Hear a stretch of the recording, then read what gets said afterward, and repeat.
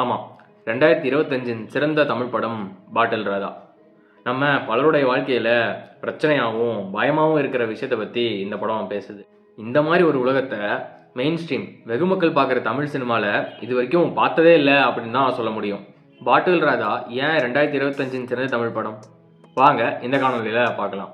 வணக்கம், இது மனதருவி, நான் பிரகாஷ். இந்த நிகழ்ச்சி திரைப்பேச்சு. இன்னைக்கு தமிழ்நாட்டில் ரொம்ப பெரிய பிரச்சனையாக இருக்கிறது ஆல்கஹால் அடிக்ஷன், குடிநோய். இந்த குடிநோயினால பல்வேறு அளவில் பல்வேறு விதங்களில் நம்மள பல பேர் பாதிக்கப்பட்டிருப்போம். அப்படி இல்லைன்னா நம்மளை சுற்றி இருக்கவங்க பாதிக்கப்படுறத நம்ம பார்த்துருப்போம். குடிநோயாளியாக இருக்கவங்களுக்கு மட்டும் தான் பாதிப்பு அப்படின்னு இல்லை, அவங்கள சார்ந்து இருக்கவங்களுக்கும் பல்வேறு பாதிப்புகள் வரும்.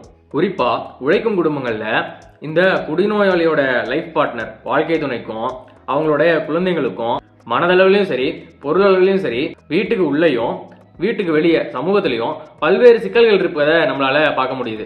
இது மாதிரியான விஷயங்களை இந்த படத்துல தெளிவாக காட்டியிருப்பாங்க. டி அடிக்ஷன் சென்டர், ஒரு போதை மறுவாழ்வு மையம் எப்படி இருக்கும், அங்க அவங்க என்னெல்லாம் பண்ணுவாங்க, அங்க அவங்கள எப்படி நடத்துவாங்க, இந்த மாதிரியான விஷயங்களை இந்த படத்துல தான் முதல்ல பார்த்தேன். இந்த படத்துல சினிமா தன்மை ரொம்பவே கம்மியாக தான் இருக்கும். முடிஞ்ச அளவுக்கு உண்மையான வாழ்க்கையை காட்டுறதுக்கு அவங்க முயற்சி பண்ணியிருக்காங்க.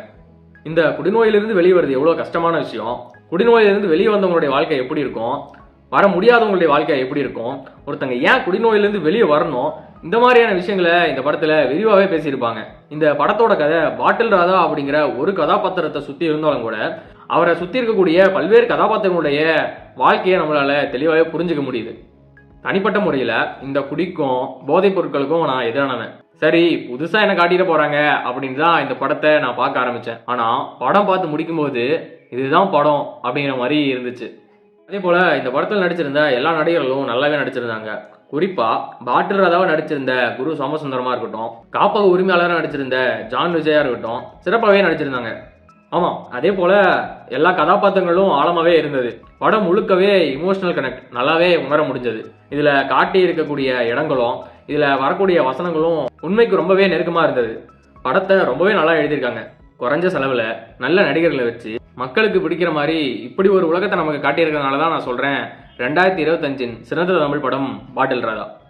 இந்த படத்தை பத்தி இன்னும் விரிவா பேசலாம் அப்படின்னு நான் நினைக்கிறேன். நீங்க என்ன நினைக்கிறீங்க? அதே போல இந்த படத்தை இன்னும் பார்க்கல அப்படின்னா கண்டிப்பா பாத்துருங்க. இந்த காணொலி உங்களுக்கு பிடிச்சிருந்துச்சுன்னா லைக்கை தட்டிவிடுங்க. இதை பத்தி நீங்க என்ன நினைக்கிறீங்க அப்படின்னு கீழே சொல்லுங்க. கூடவே மனதருவியோடு இணைந்திருங்க. அப்புறம் பார்க்கலாம்.